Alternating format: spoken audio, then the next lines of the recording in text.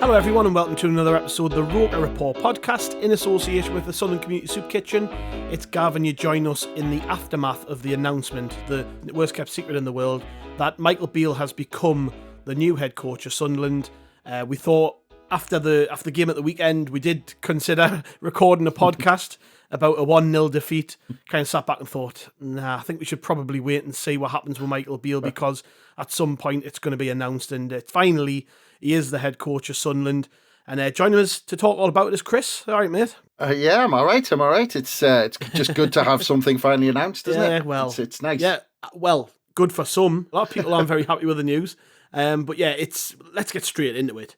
The appointment of Michael Beale, I don't think anybody had this guy at the top of the list when they were probably mapping out who they thought might be the next head coach. But it kind of came out the blue at the end of last week that Michael Beale had been interviewed for the job and that he could be a contender, and then sort of start to firm up over the weekend. And I think really we've been expecting this. When you heard Michael Beale was the name in the frame, what was your initial thought? Because obviously we've seen the reaction from the majority of people online, but for your perspective, what did you think when that came up? Why not? Was my initial reaction, why not? Because if you look at all the names that had been banded around, and I think I might have put it in last week's editorial, all the weeks are merging into one now, so I can't remember which week is which. We talked about it being the next phase, which maybe needed a technical coach, which maybe needed that kind of person to bring them on to these players onto the next phase. And all of the names in the hat seem to be like going in that direction. And like I said, I think I'll try to sum it up in the editorial as well, to say all of these managers that they've picked, and we went through them from Johnson through Alex Neil with a discipline, through Tony Mowbray, a safe pair of hands, that kind of, arm around the shoulder job, bit of man management. And now they've clearly been thinking, right, well, what's next? And we've got a great young squad, and there has been an appearance of winging it a little bit. Bring in a good coach who's got a lot of experience in not only bringing young players on, but also having that structure and patterns of play and making us a little bit more flexible tactically. And like I said, all of those people who were named were that way inclined. So when Beale's name came up, it was like, well, yeah, he's kind of one of that type. So why not? Was the initial reaction. Yeah, and do you know what it is? We've got to address it head on. The reaction to this news has not been positive into overall. I've seen quite a lot of balanced reaction to it, but to be honest, I've never seen this level of just sort of negativity. I'm only talking about online, by the way, because that's the only reaction I can kind of gauge. We haven't had a game yet. But the reaction has been overwhelmingly in one direction, and I can kind of understand why you might look at the way things went from at Rangers and think, bloody hell, like I thought we would have maybe grabbed somebody on the up. And a lot of the other names that we were hearing and that were sort of in the running in terms of the bookies odds anyway, is the likes of Will Still, Hellberg, the Swedish guy, Sable, the French coach. These were the names that were sort of being mentioned. And you can kind of look at them and go, yeah, young coaches with, tactically switched on coaches. But, nothing was jumping off the page for me, if I'm honest. Not even Will Still. I mean, Will Still's kind of the flavour of the month at the minute, because he became a bit of a meme for doing very well as an unqualified coach, didn't he, in France? But none of these names really jumped off the page to us. But I think what was very clear was that we were going to go down this route, regardless of who it was, in terms of the technical coach perspective, because we saw Alex Neil and with Mowbray, they wanted more control as head coaches than they were ever going to get. The way we work now, they were never going to be able to have a bigger say on transfers and all the rest of it and structure. So we were always going to go this way, in my opinion, where we would bring in somebody who first and foremost is a coach. Now, whether that's the right approach or not, I don't know. But it does mark a point in our sort of recent history, really, is like this is the time when we went a different way. I know a lot of people have said it's an uninspiring choice, and perhaps it is to some, but I actually think we've gone this route for a very good reason. We've gone this route and we've went, right, okay, we just want somebody who is purely a coach. First and foremost is a coach that can improve players, because we've got a young squad of players who we need to improve ultimately. So whether that's the right choice or not, I've got absolutely no idea. None of us do. Yeah. And it's I can understand the frustrations people have had. I'm not sitting here with my hand up saying that Michael Beale would have been my choice. All I'm doing is I'm trying to be a little bit more balanced about it and maybe work out the reasons why they've done this. When I think about, any of this stuff, when it comes to hiring managers, when it comes to signing players, I try and park anything they've done in the past to one side, and I try to judge them on what they do at Sunderland. And Michael Beale, what you've got to hope is that he's learned from his mistakes, because he made mistakes at Rangers, and I know the club were keen in the statement. We might read it in a minute, but they were very keen in the statement to point out his win percentage at Rangers, which is being overlooked to a degree because he wasn't very well liked there, and the Celtic thing where they could never get a win over Celtic and they lost in cup finals and all the rest of it. The club made a very big point of this whole win percentage thing. But he didn't go down well at Rangers. There's no getting away from it. QPR, I think he did perhaps a better job than they might have realised, given that they nearly got relegated under Gareth Ainsworth towards the end of the season. The reason he left a sour taste there was the way he left and the way he sort of caught himself for bigger jobs when he was coming out and talking about loyalty and all the rest of it, and nearly ended up at Wolves and then did eventually leave for Rangers. So we can't ignore any of that. You've got to take these things into account. But I just think this is a very, very different job to the two he's had. So I'm not saying I'm excited about it. I'm just trying to see the rationale in it all, and to a degree I can understand it. Just talking about his record, because obviously that's all you can go off, what he's done. It looks like, his track record as a coach turned him into a manager, basically, because as a name, he was one of these who, had a playing career that wasn't really playing career. For whatever reason that was, and he's been coaching now for 20 years, and his name, he's now reached clubs like QPR, Sunderland, Rangers, purely on the back of being a fantastic coach, and he's made that name for himself.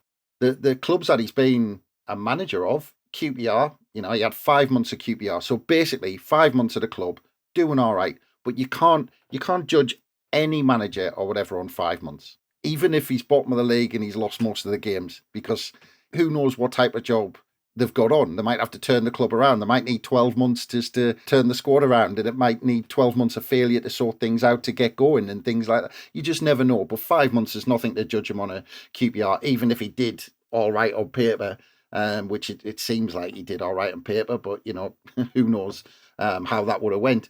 And then moving on to Rangers, I mean, if you're offered the job and you're QPR manager, I mean, most managers would take the Rangers job, especially if you've only actually been a manager of a club for 5 months. If you're that early in your career, how many chances do you get to manage a club like that? And he'd already been there. And he'd already been there as his assistant under Gerrard, so he knew the club. He probably knew half the players, And that's a good sign as well, because obviously the hierarchy at Rangers thought, well, he was great when he was here. Let's go for it and get him in. But then again, at Rangers, I mean, you can talk about 70-odd% win percentage, but to be honest, in Scotland, Rangers, what does that really count for? I mean, what does it count for? You can be sacked as Rangers manager winning 85% of your games because you lost one game to Celtic and you came second. So, I mean, what's that to go off? And I know, there was quite a few things that happened at Rangers that, but again, you don't know the relationships involved, you don't know the personalities and all this sort of stuff. So, look, he's only really been a manager for, you're talking 18 months, really. But again, we're using terms like manager because he's coming into us and he's going to be the head coach, where he's going to be on the training pitches, and he's not going to be, I think back to Roy Keane, where Roy Keane sat on the hill with his arms crossed and he was the manager. He watched his teams train and he watched the coaches do the work. He's not going to be like that. He's going to be the man in the middle doing the training, and he's going to be dictating what they do and patterns of play, making sure the coaches know what he wants. And that's part of the deal as well, the backroom staff, because they're going to stay consistent, which if we think we've got a good coaching setup, I think that's a great thing. What's the point in churning through good setups when you've got good people time and time again just because you change the manager or the head coach? I think that's a great system. If you've got a good bunch of coaches in, keep them on, and then that head coach is the one who keeps changing. I don't see that as a bad thing at all. To end with your last point, you said you're not excited about it. I mean, I'm not particularly. It's not kind of, oh, fantastic. It's not like, I remember when Roy Keane was linked with a job and people were going mad because they really wanted Roy Keane to go back to where we were because he's a personality. And actually, the way he acts is, you can get behind a manager like that maybe a little bit more because he's got that bit about him. He's just got something about him. So that sort of thing does excite you. But what I was going to put it back to you was, because I don't know the answer to this, but in terms of where we are and what we're doing, what type of appointment would excite the fans? Because I don't know. Well, I've been musing on this today, and to be honest, rightly or wrongly, I think this is the answer. But I just, going off the reaction that the rumours about the likes of Will Still and Julian Sable and Kim Hellberg got, I kind of think people wanted us to do something, try something of the unknown, even. I honestly think that was the appetite, that people were hoping for a young coach from abroad who's not really done very much, but they don't really know too much about, and it's like, oh, I wouldn't mind seeing what that's like. But to me, that is a big risk when you do that. I mean, I mentioned Will Still before. He is flavour of the month at the minute, and he's doing a brilliant job where he is. If they'd brought him in, I would have been pretty happy with that. But when you weigh everything up, and you look at this guy, let's just say it's Will Still, for instance, as another option. I'm only naming him because he's basically the biggest other name that was kind of mooted as potentially going in for the job. There has been rumours from what I've heard that he wanted to bring a lot of his backroom team with him, which we're not going to do. We're not going to do that. So if they've got, say, a Michael Beale and a Will Still, it's like, okay, so is he so much better that we have to pay however many millions to get him out of his deal to do so? Now, I'm just using that as an example, like I say, because he's the name that was out there. But honestly, I think there was a bit of an appetite there from fans just to try something a bit of the unknown. Now, whether that's the right approach or not, I don't know. But if they had announced Will Still as the Sunderland manager, it wouldn't have got this reaction. I think the reaction is purely based on what went on at Rangers and what people from Rangers fans do not like Michael Beale. Universally do not like him. And it wasn't just about what they saw on the pitch. They didn't like the way that he talked in the press. They didn't like the way he treated some of the players who were popular that went out the door. I get all of that. But I do think there's a very clear difference between being the manager of Rangers, where you're heavily involved in recruitment, where you're under huge pressure to win titles and cups, to being the head coach at Sunderland, where I think that they're kind of redefining that role at the minute. And I think as a fan base, we're maybe still trying to get our heads around that, because we're just used to us appointing managers who do pretty much everything. And it's like, no, this is very different. Now, obviously, the difference between a manager and a head coach, some things are some aspects of the role are exactly the same. He's still going to have to be a good man manager. He's still going to have to coach the players. He's still going to have to be the one sitting out in front of the press talking about this, that, and the other. Those are things that a coach, just your day-to-day coach, wouldn't usually do. We know that. But, I think the club have been, if you read the statement quite carefully, they've been very clear on what they actually wanted. They wanted a coach first and foremost. So, I think that ultimately, I think people are going to be disappointed because he's been somewhere and just been somewhere and failed. And I think that's very raw. Without looking at any of the stuff behind that, he's got like a 15-year career as a coach and worked in the academy at Liverpool, the academy at Chelsea, at Sao Paulo, Aston Villa. All of that is kind of being ignored because he's just had a bad spell at Rangers, and I think that's unfair, if I'm honest. So I'm not like bouncing off the walls saying I'm over the moon with Michael Beale's appointment, but I think if we're going to be honest, we've got to give a rounded critique of what he is, and I don't think just judging him on his spell at Rangers is actually entirely fair. And I guess, he's got to learn from the mistakes he's made in the past and then come into Sunderland and put things right. But yeah, I just think I don't really know if they would have made any appointment that would have universally appeased people. I think it would have been tough to win everybody over unless it was like someone you're going to really knock out the park with the appointment. And to be honest, I've been trying to think of who it could have been. Exactly. And I just can't get my head around who else it would have been. Based on your answer to that question, and again, Will Still's the best example in that group.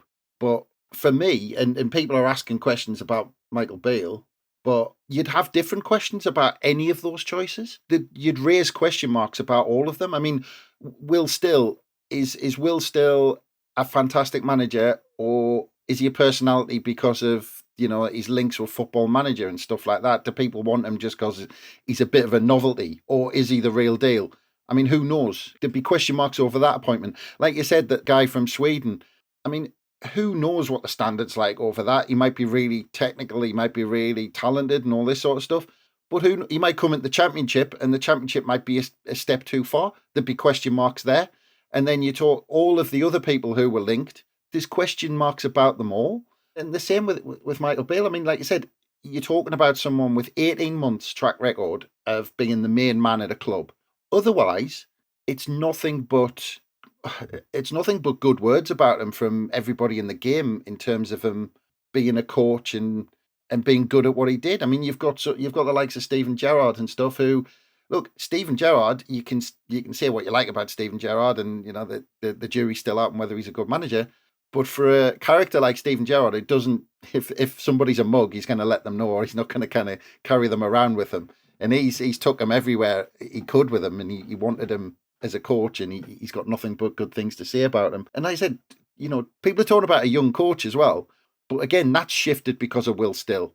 Michael Beale's 43 years old, and it might just because he's not that much older than me. He's still a young coach, and he's been doing it for 20 years. So it's not like we're getting some old fella who's failed in a couple of jobs. You can tell how highly regarded he is for the fact that he went without any background as a player. He went straight in at QPR, fairly big size club for someone who's never been in management. And then from QPR to jump within 5 months to Rangers. Okay, he'd been there a coach, but he must have done something right for them to decide him to take that club forward and try and kind of battle it out with Celtic and do their thing. But like I said, I think with those two jobs, you can't take all of that much from those two jobs. And it's going to be the same thing. We've talked about this before in the past about even when Tony Mowbray was on a couple of bad runs and things like that, that if he won a couple of games, it's like, oh, great, everything's forgotten. We're back on it. It's going to be the same with Michael Beale. Like this reaction, which is nonsense, by the way, because nobody knows. The other thing I was going to say was about picking managers. It's not so much about, it's looking at their talent, obviously, but it's how good are they a fit with the job you want them to do and the club that they're at. It's getting the right manager to fit with the culture you've got at the club. And let's go to the opposite side of the fence and say, well, if you could have Neil Warnock into the culture we've got at the club now, it'd be completely wrong. That would be the opposite end of the spectrum of where we are. And this appointment seems like it's trying to fit in with what we are and what we're trying to do. So again, the whole reaction is based on not very much, based on that they wanted a bigger name, or they wanted Will Still, who's a bit of a European football personality at the minute. And yeah, if he wins a couple of games, if he wins at the weekend, it's like, yeah, brilliant, right? Okay, Michael Beale's doing all right. Let's crack on. It's just human nature. Yeah. Well, to be fair, they'll still whinge online, but you know what I mean. Yeah, like I say, I mean, what it is with this is that I think if we'd brought in a coach who'd just been on the back of a bit of success, it's obviously very different how people get their head around it. Even in the club statement, they acknowledge that he's had a tough time. I think it might have been Speakman in the club statement. I'll tell you what, I'll read it out. This is what Christian Speakman had to say in the club statement. He said, "We have monitored Michael's career for some time and we are delighted to have reached an agreement for him to become our new head coach. He has an excellent and well-founded reputation for developing players, and he is an outstanding progressive coach who is aligned with our playing identity and naturally fits within our structure alongside Mike Dodds and the wider team. We continue to trust in our established process of identifying the right candidates to take us forward at these junctures, and although Michael has had a setback, we feel we are getting him at the right time in his coaching journey and our journey as a club." So, they've even acknowledged it there that he's come off the back of sort of a tough experience with Rangers. But what they're basically saying there is that regardless of that, we still think he's a very, very good coach who ultimately fits what we're trying to do here. And the best term I can sort of use to come to this is like, it's a bit like that Moneyball type situation, isn't it? Where you're like, you get people at the right time in their careers, or the players especially, because you're buying them on sort of metrics rather than the last thing they did, maybe. If you know what I mean by that. Basically, he's a good coach, clearly. it's well known. He wouldn't have been in the running for the Wolves job a year or so ago. He wouldn't have got the Rangers job if there wasn't something there. There's clearly something there which they feel very strongly about. Now, only time's going to tell if this is the right thing to do. I'm sure there's people listening to this, and judging by the reaction online, me and you are nowhere near on the keel of a lot of fans at the minute when it comes to the way we're looking at this. And that's fine. Everyone's entitled to their own opinion. It'll all come out in the wash at some point. What's going to happen? It's all going to unfold out in front of us. But I'm not sensing the overwhelming negativity about this appointment that a lot of people are. And, you know, I'm quite happy to just sit back and let this play out. Now, I get that not a lot of people are in the same boat as me with that. And I've got to stress it. I'm not sitting here saying I'm over the moon with the appointment, that I'm bouncing off the walls. Like I say, I said this at the very start. He wouldn't have been on my list of sort of when I was first sitting down when we sacked Mowbray trying to work out who to bring in. I don't think Beale would have been on that list of names. But then, just quickly, I was just going to ask why not. Possibly because I was hoping for somebody who hadn't just come off the back of a disappointment. But then again, that's not necessarily the right way to look at it. You know, I just think the best person available for the job should get the job. And if Michael Beale's that man, then he's that man. We're going to find out either way. But I would like to think that someone like Michael Beale in the jobs that he's had, you can only look on paper with QPR. It seemed all right. You know, they weren't, you know, wasn't kind of unbelievable. It seemed like he was kind of steady away, better than what happened after he left. But it's talking about being the right time. He had a tough time at Rangers and things happened at Rangers. And if he's a talented fella and he's got a lot of experience, as we've been talking about in terms of being head coach and assistant coach and all this sort of stuff, then being the right time, isn't it a good thing that he's been to Rangers and he might have made some mistakes and he kind of saw what the consequences of certain things and then he's learned from that. And if he's already a talented fella and he's learned some of those lessons, well, isn't that the ideal scenario that, oh, brilliant, actually, he's even more prepared for us to take him in? Because actually, when he went to Rangers, if, like Christian Speakman said, we had him on a list of people to say if we needed a manager at short notice, like, you know, the Alex Neil scenario or, you know, deciding it was the end for Tony Mowbray, we go down this list. What is the situation at the moment with these people who we really like across Europe? And they go down this list and they go, right, well, let's talk to them all. Let's talk to the clubs. See, you know, and if there's not much between a couple of candidates and one's going to cost you 5 million to get out of a club and one's just sitting on his backside, you know, unemployed, and you're thinking between the two of them, well, then it's a bit of a no-brainer, isn't it? If you're thinking they're both much of a muchness, you're going to go with the one who's sitting on his backside and you can get in tomorrow and he can sign a contract rather than paying 5 million to get him out of a club.